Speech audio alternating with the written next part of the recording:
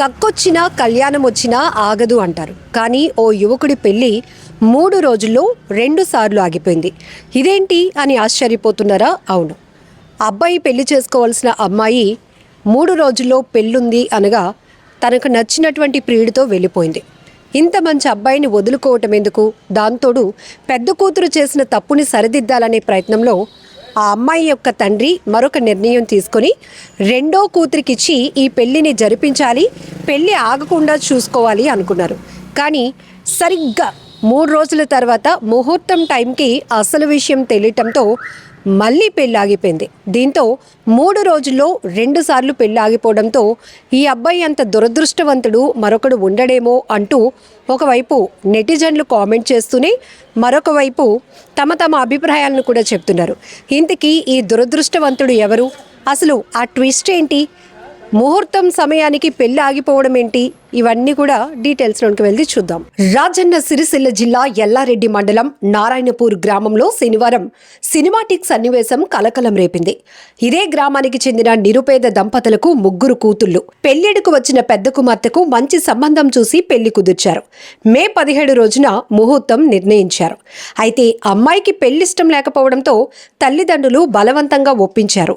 2 కుటుంబాల్లో పెళ్లి పనులు పూర్తయ్యాయి.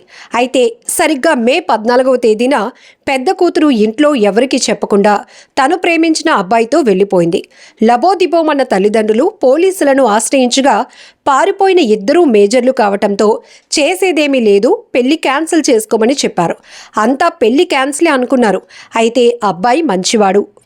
దాంతో ఆ కుటుంబంతో సంబంధం వదులుకోవటం ఇష్టం లేక అమ్మాయి తల్లిదండ్రులు తమ రెండో కూతుర్నిచ్చి అదే ముహూర్తానికి పెళ్లి చేద్దామని అనుకున్నారు. అందుకు అబ్బాయితో సహా కుటుంబ సభ్యులు కూడా ఓకే చెప్పేయటంతో పెళ్లి పనులన్నీ పూర్తి చేశారు. పెళ్లి ముహూర్తం రానే వచ్చింది.